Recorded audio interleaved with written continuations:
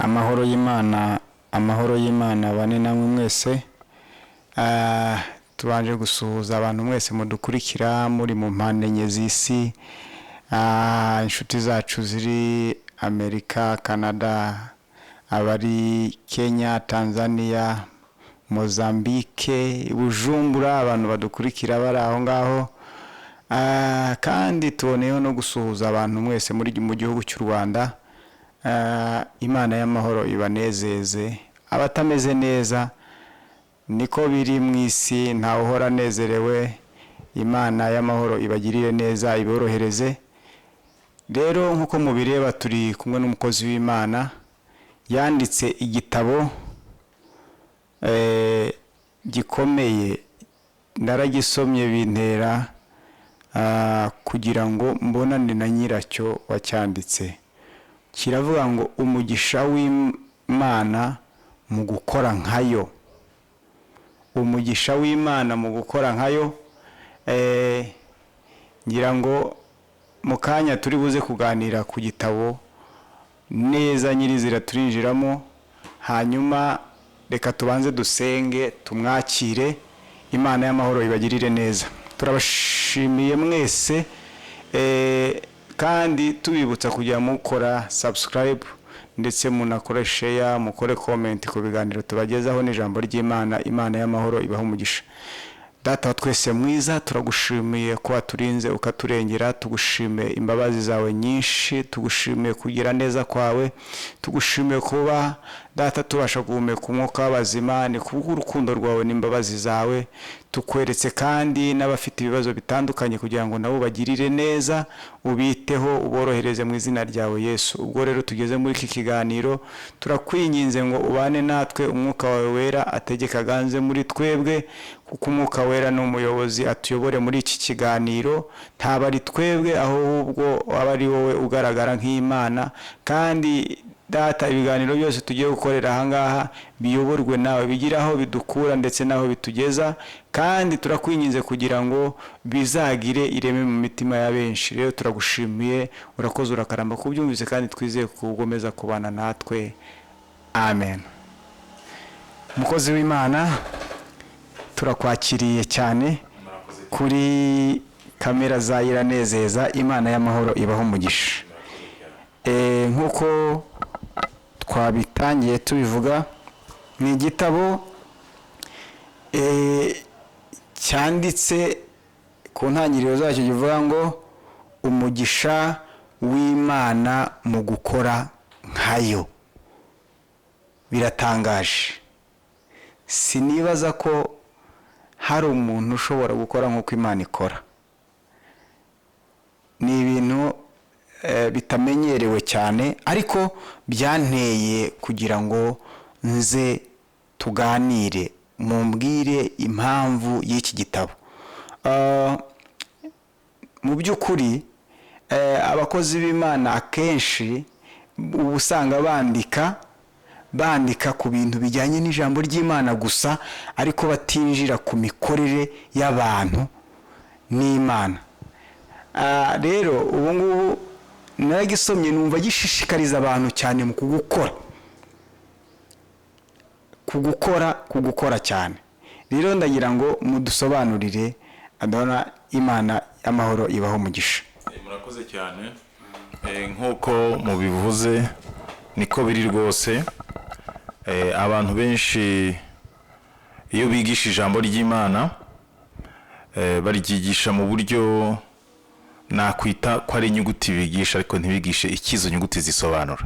Ni ikibazo gikomeye cyane.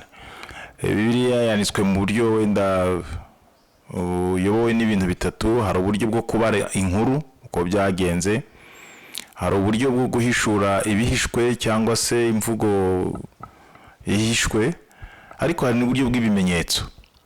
Mu bwo buryo bwose rero burakoreshwa, ariko cyane cyane nk'uburyo bwa mbere ni uburyo buciriritse cyane bw'abantu bavuga uko ibintu byagenze, uko inyuguti zanditse. Ariko uburyo bwa kabiri ndemeza ntashidikanya ko ni uburyo bwo guhishura ibihishwe, kuko hari imvugo ibijimije.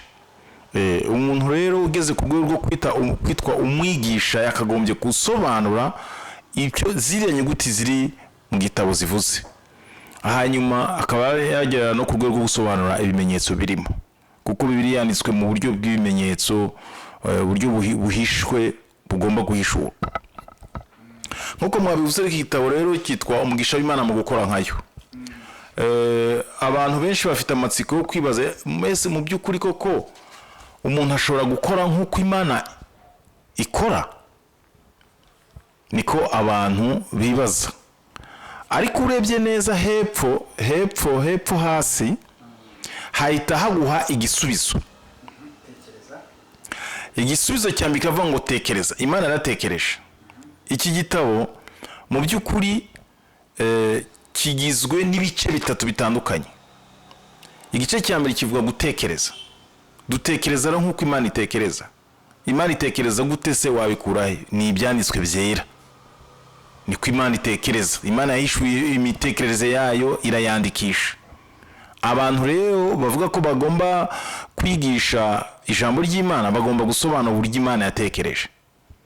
Igice cya kabiri kivuga gutegura. Imana yarateguye. Imaze gutegura iratangaza.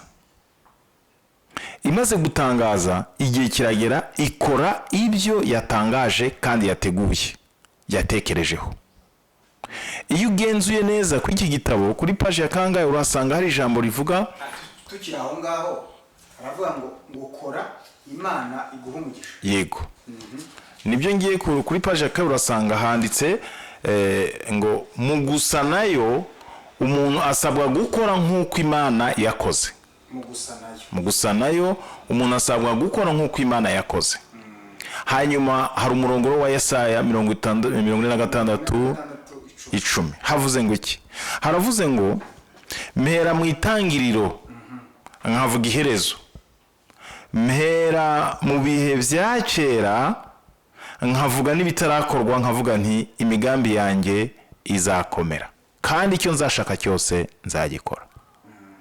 Iyo urebye hepfo haranditse ngo kwihangira imirimo. Iri jambo kwihangira imirimo nibyo bita entrepreneurship, rikomoka kuri uyu murongo wa Bibiliya. Kwihangira imirimo bakubwira, batekereza bahereye uko ibintu bizakorwa, bagatekereza bakagenda bakagera nuko bizarangira na nyuma yuko bizarangira. Ibyo bakora rero ni ibyo baba barakuye muri Bibiliya. Niko Imana yateguye. Nkuko narimo mbabwira, iki gitabo kigizwe n'ibice bitatu. Gutekereza. Imana yabwiye Emmanuel ngo nakumenye kera ntarakurema mu nda. Ni ukuvuga byari hehe? Byari mu bitekerezo. Iyi titre ivuga ngo gusa nayo, gukora nkayo, no gusa nayo. Dusa n'Imana gute? Imana ni umwuka. None se twe turi umwuka? Oya. Ariko Imana yihishurira mu byo yaremye bifatika. Niyo mpamvu hari ahanditse ngo kwirengagiza ibifatika ni ugutakaza ubusobanuro nyakuri bw'ibidafatika ariyo Mana. Ni ukuvuga ngo Imana igaragarira mu byo yaremye, kuko Imana ni umwuka, ntabwo iboneka mu byo yaremye. Ibyo yaremye ibyo bibasha guhishura iyo ariyo. Umwanditsi yaranditse ngo Mana ngo imirimo yawe iradutangaza. Ni ukuvuga ngo ibyo yakoze nibyo bigerageza kutwereka ubushobozi n'imbaraga zayo. Noneho rero uti umuntu yakora nk'Imana gute? Tubonye ko Imana yatekereje. Mu gutekereza tuvumbura ibihishwe, tutabivumbuye ku bwacu, ahubwo Imana iduhishuriye. Mu gutekereza tubasha kugera ku rwego rwo gusobanukirwa cyane ibyo dushaka kujyamo. Mu gutekereza tubasha kumenya amakuru ajyanye n'ibyo dushaka gukora. Urugero, niba uvuga uti ngewe ndashaka kubaka inzu, ikintu cya mbere utekereza ukuntu iyo nzu izaba imeze. Hanyuma ukegera inzobere mu kubaka.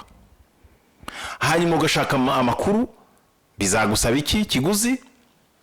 hanyuma aho ushaka kuyubaka hajyanye nayo, hanyuma abakozi bazayubaka bazasabwa iki, ibikoresho bizaba bingana gute, ayo makuru yose ukayakusanya. Ibyo bingana nuko Imana yatekereje, nayo yarabanjira atekereza. Icyo ni igice cya kabiri. Mu gutekereza rero harimo imbaraga. Mu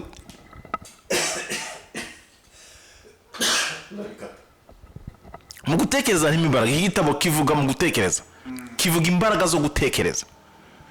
Iyo utekereza cyane ku cyo wahishuriwe, kuko cyo wahishuriwe, icyo wabonye bwa mbere ni ihishurirwa, ni igitekerezo Imana iguha.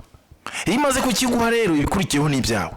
Niwe ugomba kubishakira amakuru ukabigenzura, kuko si wowe wa mbere ubikoze, si wowe wa mbere ubishatse, oya, si nawe wa mbere uzabigeraho. Ababishatse mbere yawe baranditse, ababigezeho mbere yawe baranditse, abari kubiharanira kano kanya baranditse. Abo bose bafite amakuru. Niyo mpamvu usabwa gushakisha amakuru y'uko babigenjeje, noneho muko kuyashaka, kubera ko igitekerezo Imana kiguhaye, ibasha kuguha ibyiza birushijeho abandi, kuko wowe utandukanye nabo. Uwubaka fondasiyo ntabwo ameze nk'ubaka igisenge. Murakoze cyane. Ni ukuvuga ngo mwari muvuze ngo muri Bibiliya niyo fondateri wo gukora, naho harimo ngo kwihangira umurimo.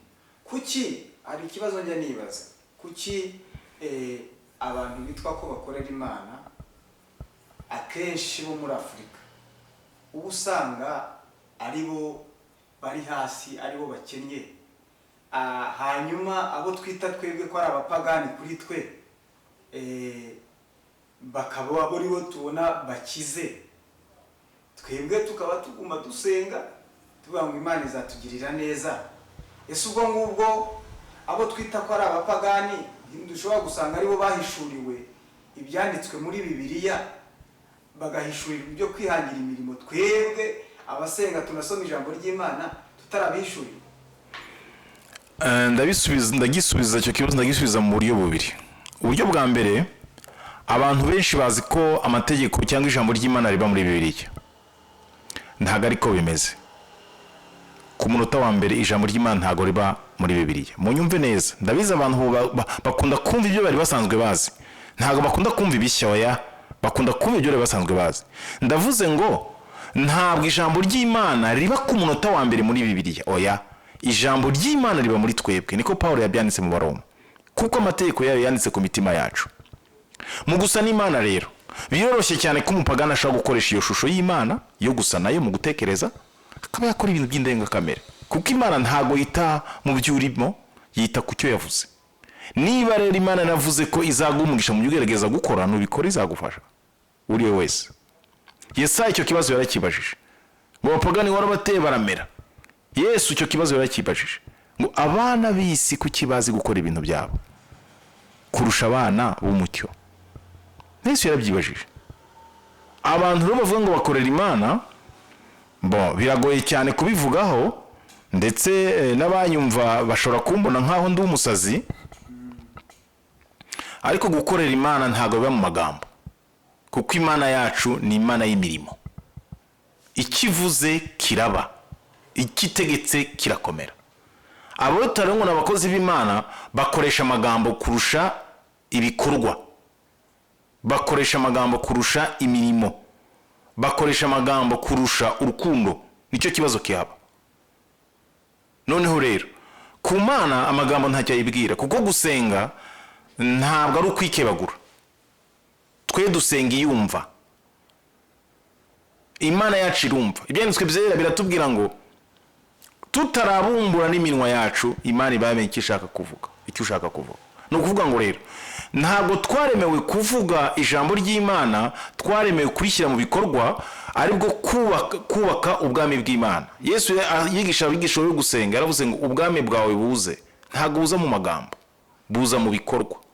Iyi mirimo, aya mazu, aya madega, aya mamodoka ubona akorwa n'abantu, kandi biriya nibihesha Imana icyubahiro. Rero umukristo usenga adakora ni umwanzi wa Yesu. Kweli? Yego. Gute? Yesu yari umubaji. Paulo yari umuboshyi w'amahema. Bara bose ubana muri Bibiliya bari bafite ibikorwa byabo. Ririya vuzi rya Petero ntugire ngo ryavuga ku busa, nuko yari afite kashe ku mufuka. Amateka bazi gusobanura beka ko Petero yafite ama etage hariya i Yerusalemu n'ahari hose. Noneho rero umukristo ukoresha umunwa gusa bizarangira yibye. Niyo mpamvu dufite abahanuzi b'ibinyoma benshi cyane kubera ko ijambo ry'Imana ntirihinyuka, nta kintu gihari cyo kurivuguruza.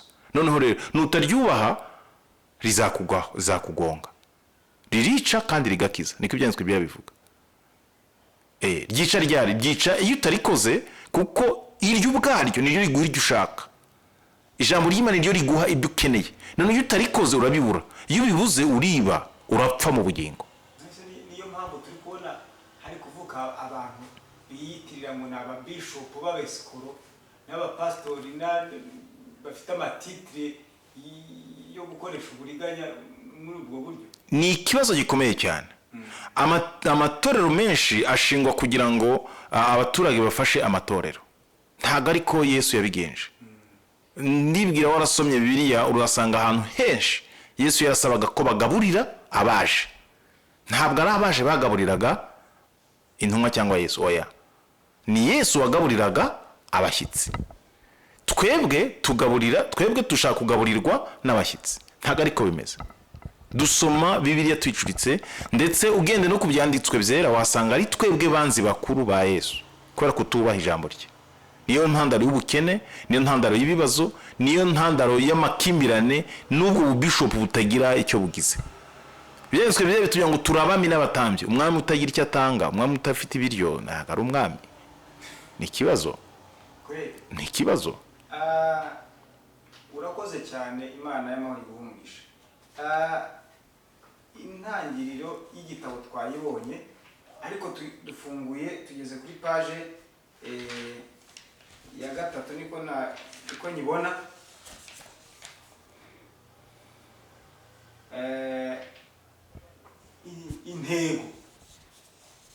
Intego z'igitabo nabonye ari 7. Page ya 5. Intego z'iki gitabo ni izihe? Watunyuramo mu ncamake hanyuma tukabona twakiganiraho. Murakoze cyane. Nge nandika iki gitabo nacyandikanye umubabaro cyane, ntewe n'ibibazo mbona mu madini n'amatorero. Biragoye cyane kuko gutandukanya idini n'itorero ntago biri gusobanuka hano, ariko ubwabyo birisobanuye nubwo twe tutabasha kubisobanura. Idini ni irihe? Itorero ni irihe? Idini nirikora imihango, imigenzo n'imihango y'idini. Itorero n'abana b'Imana bicaye hamwe bayobowe n'urukundo. Wamenya gute kuri mu idini cyangwa uri mu itorero? Ibyo ukora bire gusubiza ubwabyo. Ibyo ukora cyangwa ibyo ubona ibyo ukora wowe ubwawe, kuko ni wowe wakagombye kugira itorero. Niba uri umwana w'Imana wakagombye kubaha Imana, ugakora nk'ibyo Imana, ugasa n'Imana, ukaba uri umwami n'umutambyi. Umwami utagira icyo atanga ntabwo abaho, ntabwo amagira. Wakagombye kuba ufite abavandimwe, wakagombye kuba ufite ababyeyi mu itorero. Mu itorero n'umuryango. Yesu yakoze umuryango, ntabwo yakoze ubukristo. Yakoze abana b'Imana, ntabwo yakoze abanyamuryango, yakoze abana b'Imana. Ni ukuvuga ngo turasangira iwanyu kwa so na nyoko. Iso yazanaga ibiryo hara mugasangira, ibyo mufite byose mukagabana. Niyo mpamvu baguhaga umugabane. Ibyo bigishoboka, buri muntu wese akaba afite ubwo burenganzira. Ariko muri Christianity nta burenganzira tugira. Twinjiramo ibyo dukozemo, ntabwo ntitwongera guhura nabyo. Yesu ntabwo yakoze ubukristo. Rero hari ikibazo cy'amagambo abiri, hari abakristo, hari n'abakristo. Abakristo babonetse muri Antioche ubwo abantu babonye intumwa za Yesu zirimo zikora nk'ibyo Yesu yakoze. Abo n'abakristo. N'abakristo nababonetse kwa Constante muri kinyejana cya 3 ubwo Constante ubwo abakristo barimo batotezwa bakubitwa, hanyuma Constante arose umusaraba bamubwira ngo nuramuka wubashye ubwo musaraba ukawukoresha bizacamo. Ubwo rero yahise yinjira mu gikristo ubupagani buratangirira. N'amagambo biratandukanye n'abantu bagomba kumenya gusobanukirwa. Intego y'igitabo ya mbere yavuga guhishura uburyo Imana yadusabyemo gukora. Imana yakozemo kugira ngo natwe twisanishe nayo tuyikore.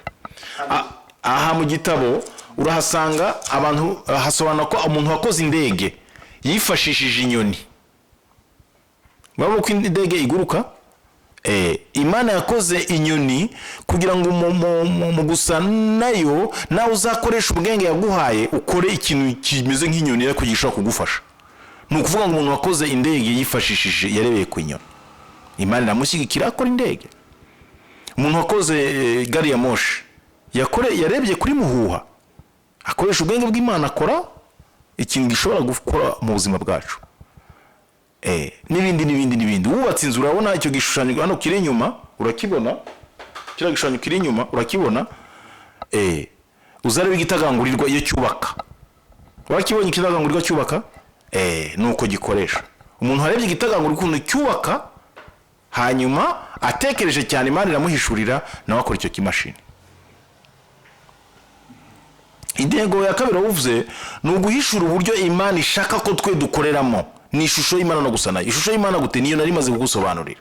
Niba urebye ibintu ugomba kureba ibintu bigukikije, isi yawe ibirimo byamarira iki, ukabyibazaho ukabitekerezaho kugira ngo Imana iguhishurire icyo ukwiriye gukora. Naho gusenga Imana uyibwira ubusa ntacyo ukora ntacyo bivuze. Hari iki cya gatatu kiravuga ngo ubuzima Imana yashatse ko abantu babamo. Ubuzima Imana yashatse ko abantu babamo. Yego. Ndajya ku gice cya kabiri. Igice cya kabiri kiravuga gutegura, sibyo? No gushyira mu bikorwa. Imana yarateguye. Reka nsubire inyuma. Yaratekereje ibwira Emmanuel ngo nakumenye kene, uvuga ngo yaremye ibiriho byose. Umuntu yamutekereje kera mu bitekerezo bye. Igihe kiragira mutegura. Igeze mu itangiro ku bice bibiri ku murongo wa 7 usanga ngo yarafashe ibitaka iramubumba. Abantu benshi bafite ikibazo cyo kumenya mbese mu gice cya mbere kuri 20 navuze ngo tureme umuntu mwishoje yacu biramuremye. Hanyuma hepfo ngo niko yabaremye. Yaremye undi wa kabiri, hanyuma wa gatatu ngirembe wa gatatu oya. Nibi n'ubusobanuro bw'ibi bintu. Nuvuga ku murongo wa mbere ni igitekerezo, yari imitekereza yibaza. Tureme umuntu mwishusho ya kugira ngo azakore ibi nibi. Hanyuma hepfo ni imvugo. Umugore n'umugabo baremewe umunsi umwe ariko mu bitekerezo. Ariko mu gushyira mu bikorwa baremwe mu bihe bitandukanye. Noneho gukora rero Imana yabanjije ikora icyo igitabo cyose ni plan. Ariko iyo plan igengwa na strategy. Hanyuma strategy rero Imana yatangiye ya mbere niyo kurema Adamu. Ubuzima rero Imana yaremye imaze gushyiraho Adamu, yahara amategeko yamubwiye. Yamujyanye mu busitani kugira ngo azahinge, hanyuma arinde, hanyuma azajye arya. Najya kurya azajya arya ibitanga ubugingo, ibyica abyihorere.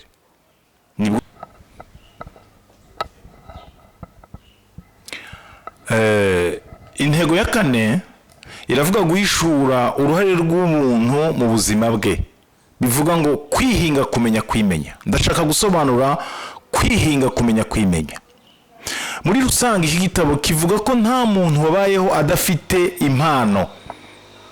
Noneho rero iyo mpano ikurimo usabwa kwicukumbura, ukayishakisha, ukayimenya kugira ngo uyikoreshe. Igitabo kiravuga ngo Imana ibyo ukeneye byose yabishyize muri wowe. Noneho rero kubimenya ni imbuto. Urwo rubuto uragenda ukaruhinga ahantu, ukarwuhira, ukarusukira, rugakura. Iyo rumaze gukura rufite imbuto zihishije, ushaka gusoroma wese abanza akakwishyura. Muzajye kuri radio muzasanga umuntu arimo atanga amatangazo. Abantu benshi bakirira amafaranga ntajya aboneka iyo udakemuye ikibazo cy'umuntu. Turashaka umuntu w'umukanishi, ayo ni amafaranga agushatse. Iyo wamaze kumenya urubuto rwawe rukurimo, ukarwuhira, ukarusukira rugakura, abantu baza kugushaka, uragenda ukaryama, telefone zikaguhamagara, dushaka umufundi, dushaka umucuzi, dushaka umuganga. Televiziyo ihamagara abantu ngo babahe amafaranga. Amafaranga nayo agira urukundo. Navuze ngo amafaranga agira urukundo, abantu baraseka. Iyo ufite icyo amafaranga akunda, aragushaka, ujya no mu buriri akagusangamo. Noneho rero uruhare umuntu agomba kubigira mu buzima bwe ni ukwimenya, akamenya ko ari umwana w'Imana, akamenya ko afite ishusho y'Imana, akamenya ko afite ubushobozi bw'Imana, ariko bufite aho bugarukira. Noneho rero iyo utamenya ubwo bushobozi, upfana ubukene, bigupfiramo, imbuto Imana yaguhaye igupfiramo. Iyo utamenye ko ufite imbaraga n'ubushobozi, niyo handi uzumva umuntu ngo nakoze ngo biranga, ngo nta gishoboka, rega yatakaje ishusho y'Imana. Noneho icyo gihe ashobora kurya ibyo abonye n'ibyo atabonye, ibyica n'ibikiza, byose ashobora kubirya. Nibwira ko aho rero ariho ikibazo kiri. Abantu bagomba kwimenya, bakamenya ko bafite ishusho y'Imana, no kuvuga ngo bafite ubwenge, bafite gutekereza, baze gushakisha. Ibyanditswe bivuga ngo Imana yaremesheje isi ubwenge, ariko ikomeresha ubuhanga. Imigani 19 3:19. Ni ukuvuga ngo rero niba udafite ubwenge, n'ubuhanga ntibuzaza. Niba udafite ubuhanga, uzapfa n'ubukene, kuko ntuzamenya kumenya Imana ikurimo. Iyo Imana imaze kwimenya rero, ugomba kwishyira ku isoko, abantu bakayikoresha, bakakwishyura. Tuba mu isi y'ibibazo, kandi twe tuba hano turi ibisubizo by'ibyo bibazo. Ni ukuvuga ngo iyo ukemuye ikibazo cy'umuntu, arakwishyura, ubuzima bukabaho, akaba yungukiwe, nawe ukunguka. Dushobora gusenga tukanakora cyane. Ni ukuvuga ngo umukristo udakora ni umwanzi wa Yesu. Umukristo udakora ni umwanzi w'Imana, kubera ko arayisuzugura, ntago yubaha Imana. Twaremewe gukora. Paulo agiye kubirangiza avuga ngo udakora ntakarye. Gusenga bigira umumaro muke cyane iyo udakiranuka, kuko ibyanditswe biravuga ngo amasengesho umunyabyaha ni ikizere. Icyaha cya mbere kiriho ni umukristo udakora, ni umunyacyaha, yanga Yesu, kuko Yesu nasonza ntazamugaburira. Udakora ni icyaha gikomeye cyane. Gute? Kuko udashobora kurya, kandi kurya nicyo kutarya utabyibuze. Ni igitabo twari turi kuganiraho kiganisha gukora n'uburyo dushobora gusenga ariko tunakora. Twabashimiye, Imana y'amahoro ibaho umugisha. Murakoze cyane. Rero twagiranga utubwire ahantu dushobora kuba, abantu badukurikiye bashobora kuba bakura iki gitabo, ndetse niba hari n'imbuga nkoranyambaga waba baragishyizeho, ndetse niba waba unafite na channel ya YouTube ukoraho ibiganiro byawe, nabyo ukatubwira. Murakoze cyane. Iki gitabo kiboneka cyane cyane ku Nkuru Nziza, ha mu mujyi kirahari. Kiboneka muri Ligue Kacyiru, hari na library yitwa Arise Bookshop hari ya Kimironko, n'ahandi narakora depenza agishyiraho, ndateganya ndetse no kuzagishyira ahantu henshi cyane. Kigura amafaranga make 5,000. Turateganya no kuzakimanura kugira ngo kigere ku bantu benshi, kuko abantu benshi bakeneye kugisoma, abantu benshi bafite ibibazo byinshi cyane. Hanyuma ikindi, mfite YouTube Intelligentsia, yishyizemo Intelligentsia, Intelligentsia ni YouTube, yishyizemo Intelligentsia, ukashyiramo amazina yanjye habira imyenda n'ahani uhita ubibona. Ubundi nibwira ko ari ibyo. Nimero mushatse ibisobanuro birenze, mbarizwa kuri 078 15 77 13 7. Ndasubiramo 078 15 77 13 7. Murakoze. Rero nkuko mubibona, nkuko tumaranye umwanya turi kuganira n'umukozi w'Imana, tubanje kumushimira cyane. Imana y'amahoro imuha umugisha. Nzi ko ibi biganiro tugiranye bizagera ku mitima ya benshi, kandi bizagira icyo bihindura, uko umuntu ashobora gusenga, agasenga ananakora. Rero ntabwo dukwiye kuba mu mwanya wo gusenga gusa ariko tutanakora. Tukwiye gukora Imana ikaduha umugisha mu byo dukora. Rero reka adusabire umugisha nk'umuntu twabanye muri iki kiganiro, kandi mbibutsa kujya mukora subscribe ndetse mugakora comment. Icyo mushaka ko twaganira n'ubutaha mwabitubwira kugira ngo tujye tumenya n'ukuntu twaganira. Murakoze cyane, reka tumwakire adusengere, adusabire umugisha w'Imana. Mana turagushimye kandi tuzaba tugushima. Impamvu zo kugushima zirahari, twazivuga bwakwira bugacya. Reka tugushime kuko waturemye mu ishusho yawe, udutoranyije udukuye mu bindi biremwa byose, ukaduha ubutware bwo kuyobora ibiriho kugira ngo bidutunge kandi bidutunge mu buryo buguhesha icyubahiro. Tugushimiye umwanya waduhaye rero, tugushimiye ubuzima waduhaye n'ibikoresho waduhaye kugira ngo tubashe gutangaza ubwami bwawe, kandi ubyumva wese ntabyumve gusa, ahubwo agira umwete wo kubishakisha no kubyumva no kubisobanukirwa kugira ngo bimugirire akamaro, mu izina rya Yesu Kristo. Amina.